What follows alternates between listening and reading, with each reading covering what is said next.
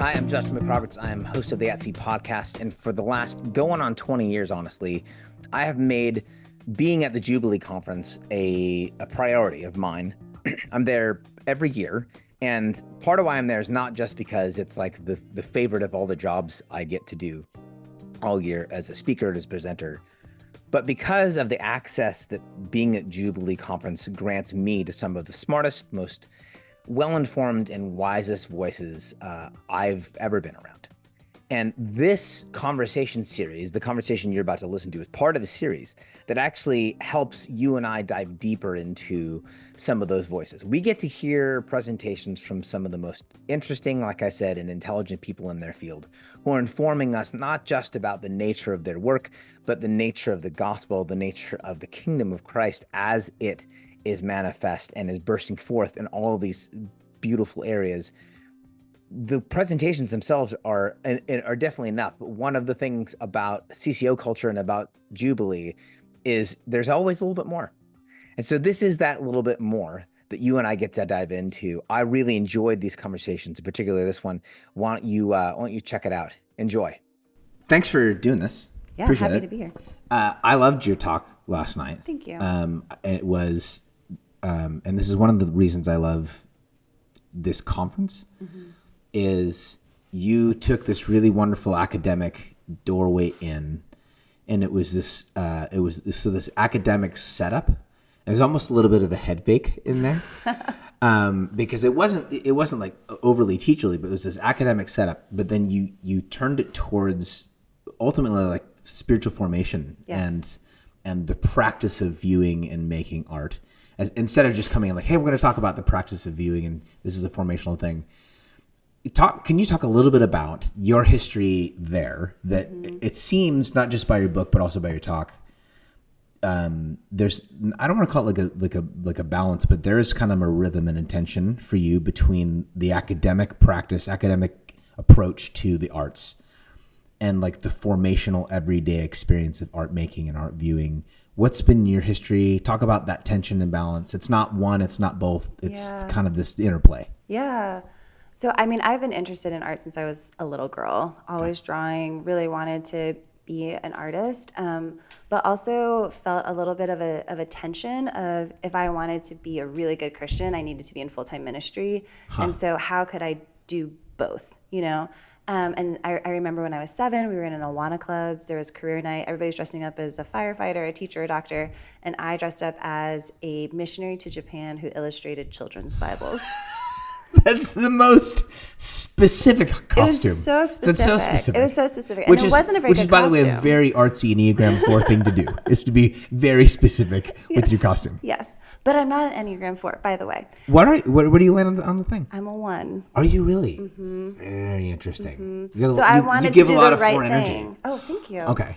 I wanted to do the right thing, right? Okay. And so it wasn't until really right before college I was introduced to this theology that says, actually, God cares about all of it. Yeah. Actually, Jesus is over everything, and you can do art, and that can be kingdom. Where did that come from? That came from reading Calvin Stierveld and like some of the folks who are in the Hearts and Minds Rainbows bookstore. Rainbows for Fall. Great book. Mm-hmm. Yeah. And that just, it felt so liberating to me that I didn't have to choose, right? So I actually went to Covenant College for my undergrad and was formed there to just expect to find Jesus everywhere. But if I wanted to find Jesus, I had to know Jesus. And so that meant I needed to be in the Word, and I needed to be seeking after him so that I would recognize him in surprising places like art, and especially contemporary art. I think by the time I went to graduate school, I realized that I had a lot of academic questions about art, but I also had a lot of theological questions about how art was sort of challenging me and cracking me open in ways that I did not anticipate. That contemporary art in particular was confronting me with ideas that I was unfamiliar with stories that I didn't know. Do you remember some of the specific, like what was popping up that you were unfamiliar with? The artist Lorna Simpson, she's a Black female photographer who puts images and text next to each other, and just really evocative, really poetic. and felt sort of attacked by it the first time I saw it, and then was able to return to it more humbly and say, let me learn something from you. Yes. To recognize, Kiki Smith is another one with these figurative sculptures that were really uncomfortable to look at. They're made out of wax. They're sort of in disarray, and feeling like, oh, well, really my theology tells me that when I am uncomfortable, that it could be because there's something wrong with me. It could be because there is an idol that needs to be toppled or a blind spot that needs to be addressed. And so what if, when I feel uncomfortable with a work of art, if I ask, what is there for me to learn here? Yes. Rather than to assume that friction is necessarily assigned to escape, right? Like, what if I sit in the discomfort? It's one of the things you did during the talk that I enjoy, and I'm assuming you're conscious of this, but there is a discomfort with which folks who don't normally view art, it's almost always the case, like at the front end of actually viewing modern art specifically, but art in general, there's a sort of like I'm supposed to know or I'm not supposed to know. I'm not like, right. There is a discomfort, almost universal, whether that's an unknowing or even just there are things that the piece is, and I might overstep here, the piece is sort of asking, like I'm being engaged. Yes. And I enjoyed the way, I'm going to take you down two pathways here. I enjoyed the way you introduced pace. You talked about slowness. Yes. Fascinating that, if it's interpersonal relationship, this makes more sense. Like you have to slow down. Yep. Pay attention to the person in front of you. Actually listen. That's the approach you were asking folks last night to take to art, is to actually, and it is a relationship that a person has with art, which is kind of what you're after. It's also what you're after in the book. Talk about that as like the discomfort part of it in terms of relationship, but it's not a consumable. No. There's a relationship between a person, the art they're making, and the art they're viewing. Right. Yeah, exactly. I had one of my students just asked me, essentially, Dr. Weichbrodt, what's art history going to do to me? And I said, that's a great question, first of all. And I really hope that one of the things that art history is going to do to you is it's going to make you more attentive to your world. It's good. Because all we're trying to do is teach you how to slow down and to look more closely. Yeah. And that in looking, sometimes you see, fun details that you might not notice otherwise, like Claire Peters reflected in the goblet. But you'll also be able to understand how the artist put something together. You'll see traces of the artist's body left behind. And those practices of slow looking are going to change how you do everything else in your life. Yes. They're going to change how you engage with people, and being able to sit and to wait and to see something unfold. It's going to change how you read the news. It's going to change how you engage in political discussions, because I'm just trying to help you become more attentive. That's good. And so I think it's really important as we're looking at artworks to take the object itself seriously, to take the artist seriously, to care about the artist's time and place and context that they're making in. But then to also recognize that we are always bringing something as well. Yes. And so like that sort of triangle is where the meaning making happens, that we're never coming in as this we're never looking at these things in a vacuum, right? And we're never in relationship in a vacuum It's either. a bit of there's a push and pull here, because there are these two stories. I've got a friend who makes pretty provocative or evocative art, and he's gotten into the practice mostly because he's exhausted of like people will ask him, and both stories are in this scenario. People will come to a piece and say, what does it mean? Yep. Right? Which is not a bad question. Right. It's at least a front end question. That's fine. It's like showing up and asking someone, what do you do for a living? Like, that's fine. That's an okay question. We can start there. There's way more to life. So, what does it mean? And then he'll turn, that's one story. And then he'll just flip it and he goes, what does it mean to you? Neither one of those is complete. Right. But both are sort of like this entryway. You talked last night about about all of this stuff that's in the painting, the Peter's painting, and then you drop this line. You said you used the word in this interpretation or in this engagement with. Talk a little bit about maybe like the sort of risk there is to actually have an interpretation, right? Yeah. Because I feel like that is the weird, tenuous middle ground. Is I do have feelings and thoughts about this, and so does the artist. And this isn't about getting it right. This is so talk about the risk we take in like having an interpretation about art that feels funny. I'm supposed to get this right or know it. Right.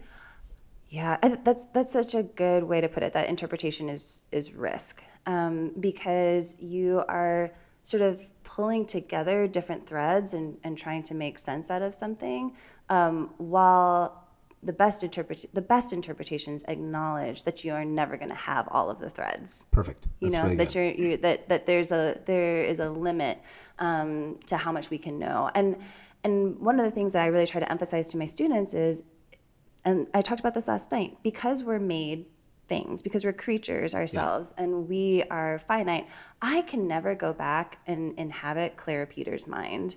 Right. But I also can never see this 17th century painting in the 17th century. I'm always going to see it in the 21st century. Yeah, that's good. And so rather than seeing that kind of gap or that distance as something bad that has to be overcome, I can just acknowledge it and say, this is my try for right now. I'm trying to be faithful to what I know about the context that she was making. I'm trying to be faithful from what I know about other paintings that maybe there's been more written about from that period that are similar to hers. And I'm trying to be honest about the things that I'm bringing to this painting. And I'm really trying to take the object itself seriously. That's what drives me actually crazy when people jump straight to what does it mean, is I always say, what do you see? That's good. Like that's the slowing down. In other words, it drives you crazy when folks don't take the object seriously. Yes. Because they try to truncate the process. They try to jump straight to judgment and to interpretation rather than spending time dealing with it as a physical entity, as an object that was made. And if we want to say that making matters, then we had better take the object seriously, not just the idea. I had a philosophy professor in my undergrad who was not great on a lot of levels, but one of the things he did very well was when we had conversation in class, he exposed this piece for a lot of students. He says, when you read something and then we're asking you to say out loud like what it is you read or what it is, like you expose yourself. And the reason, he would say, like the reason you don't say things out loud, it's not because you don't think, it's not because you don't have an idea. Right. You don't want to expose yourself. You don't want to put on the table, this is, and it's not even about being wrong, but something in your soul knows that what you're saying is actually about you.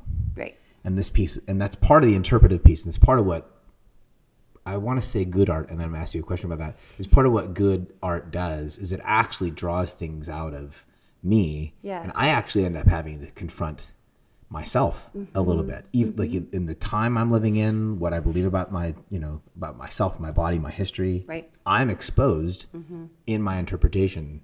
Yeah. Is there such thing as good art? I just use this phrase. Is there such thing as good art? I think there is. Or better art? I think there's such a thing as certainly better art. I think there's such a thing as good art. And I think good art is art that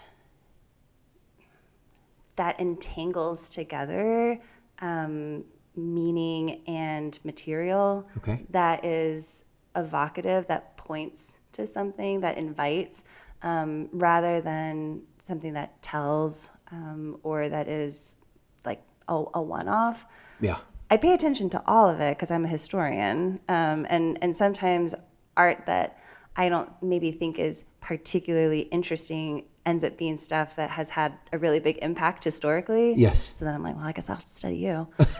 Right. But I've also been surprised by artworks that I thought were really beautiful, but actually concealed something really awful, or artworks that didn't attract me when I saw them in a book, but then when I saw them in person, there's something about their physical presence that just rocked my world. Yeah. Part of the reason I ask you that, and by the way, at the end of this conversation, if there's anything you're like, I don't like that answer or whatever, you feel free to say, okay. We'll cut it out. Part of the reason I'm asking you about good art is, and the whole question about interpretation and judgment is, you had this wonderful response to a 1-star review that you got on Amazon. You posted, this was magic, by the way. This is really good. This is good social media. You got this 1-star review by someone, and you posted the review to Instagram.